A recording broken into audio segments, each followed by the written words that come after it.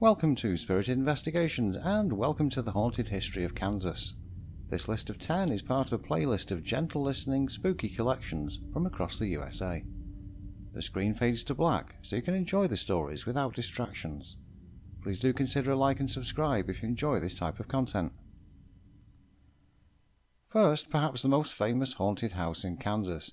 Located in Atchison, the Sally House is internationally feared for its ghost called Sally. So the story goes, a young girl had a burst appendix and needed an operation immediately. A doctor was practicing inside the house and the operation was unfortunately botched. The girl, Sally, died. Others claim the spirit known as Sally is instead something evil, pretending to be the young girl. Reportedly, she scratches and bruises male visitors. Sally is apparently joined by 2 other ghosts, who are an old woman who fell to her death in the basement, and a teenage boy who has the mind of an 8-year-old. Much less is heard about those 2 other spirits than the main attraction. There is a notebook on the kitchen table where visitors can record events that have happened to them during their visits. Another feature of the house is it's decorated as a time warp back to the 1980s, with shag carpets, old appliances and a musty smell. One upstairs room also contains children's toys, which visitors can add to, perhaps in the hope of contacting Sally or the teenage boy. While in Atchison, you might like to visit our choice for number 2, the McIntyre Villa.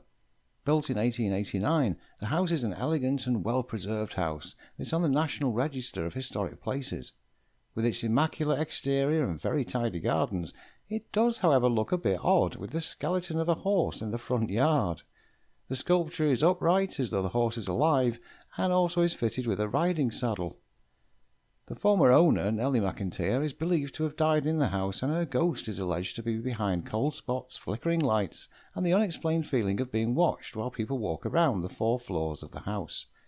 An eccentric professional violinist died in a chair in the house named Isabel Altus, aka Goldie. She's often seen wearing black, standing at a window by passers-by. Her rocking chair is said to move on its own too. The attic and basement also have their fair share of spooky reports, perhaps because the house was used for a while for funeral ceremony viewings.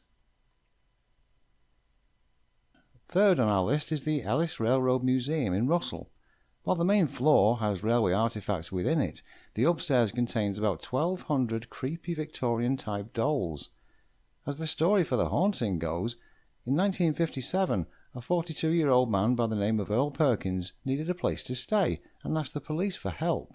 By law, all they could do was offer a jail cell for the night, which he took, in the basement of what was then the Memorial Hall, and from 1994 became the museum. That night, a major flood sent a huge 8 feet of water rushing into the basement, drowning poor Earl. The officers couldn't get to him in time to save his life. Others who tried to help couldn't do anything either. His only family was his sister in Iowa, who didn't want to dispose of his body. So now his ghost remains at the Railroad Museum. People who work at the museum report strange noises from the basement, including the clicking of cell chains. They also sometimes see a ghostly figure passing by the windows in the museum, or will spot a shadowy image of a man walking around the grounds outside in the dead of night. And number 4 is Fort Leavenworth National Cemetery. The cemetery is located on the well-known Army base and contains lost travelers, victims of Native American attacks, and mutilated soldiers. One of the ghosts is thought to be Catherine Sutter. She was an early pioneer woman with a sad story. Her children got lost in a winter storm while gathering firewood, and Catherine spent the whole winter searching for them. Sadly, she got pneumonia and passed away.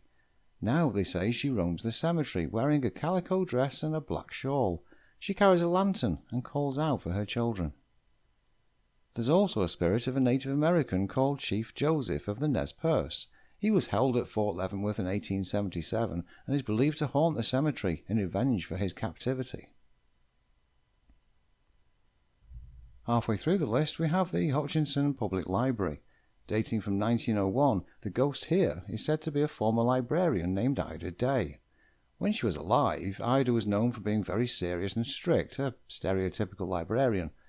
It seems that even in the afterlife, Ida has remained as authoritarian as she was in life. Visitors often spot her in the library's basement.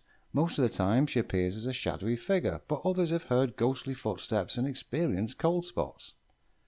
One spooky story is of a new librarian who came face to face with a stern old woman who came out of the shadows under the stairs. She tried talking to her, but the old lady simply disappeared into the darkness.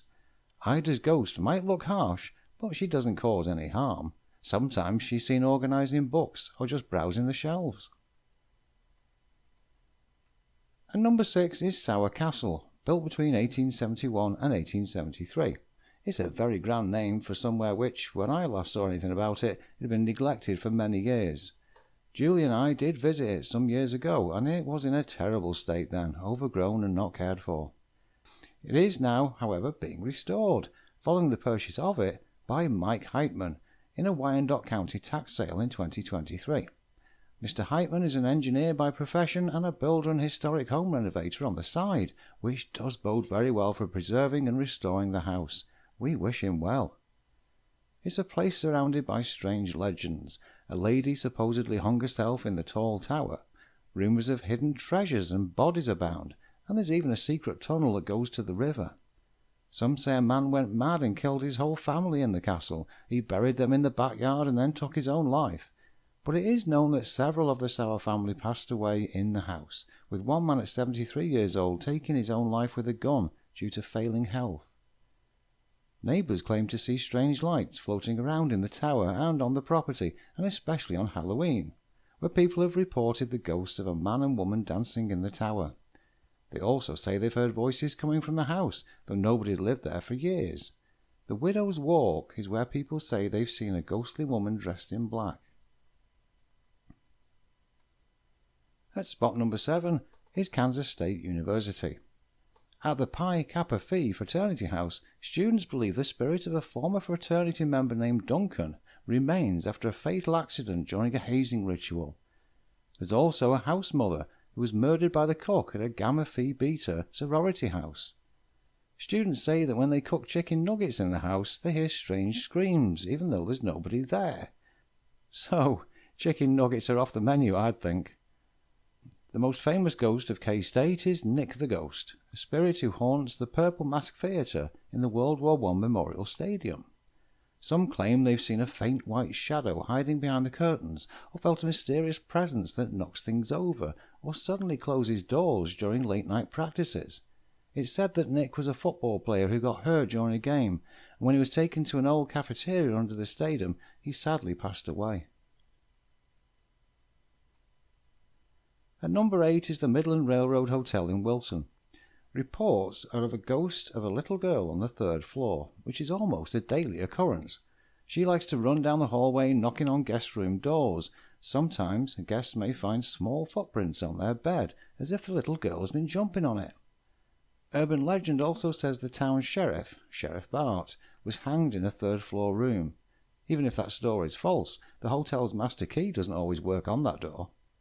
The kitchen also has odd phenomena, such as a spray bottle that flew through the air to a distance of 7 feet, which was witnessed by staff. For number 9, Stull Cemetery is known for being one of the scariest spots in the whole state. Locals believe a set of secret steps leads to a scary place, perhaps hell. I did try to look for more information on the secret steps, but, well, they're a secret for a reason, I guess. Some claim that witches and cults used to meet there. Apparently, the steps only open on Halloween and on the spring equinox. If you find them and go down, you'll end up at a gate to hell. In the 1800s, there was a twisted pine tree that was used to hang witches. Not too long ago, that tree got struck by lightning and had to be cut down, which is probably for the best. There's also a trail called Devil's Road, where a man accidentally set his son on fire, and where a body was found hanging from another tree. Some say the devil himself shows up in Stull Cemetery at midnight on Halloween to visit the grave of a witch who had his child. Sometimes the child appears as a wolf in the woods. Now that is some first-class legend-making right there. Still, would you go into Stull Cemetery at night? Finally, the Brown Mansion in Coffeyville. William Pitzer Brown gained his wealth from the mining of natural gas and had a 16-room mansion built on a hill in Coffeyville to show off his wealth.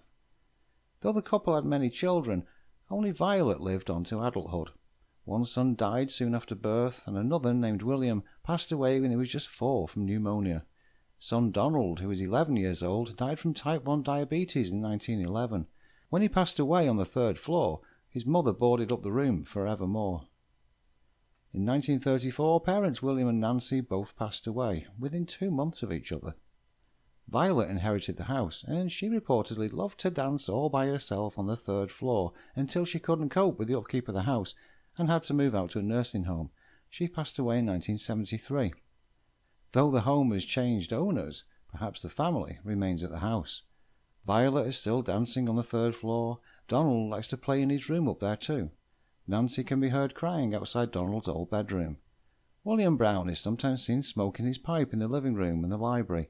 Then there's their servant, Charlie, who may be encountered in his basement bedroom or standing by the front door as though greeting guests.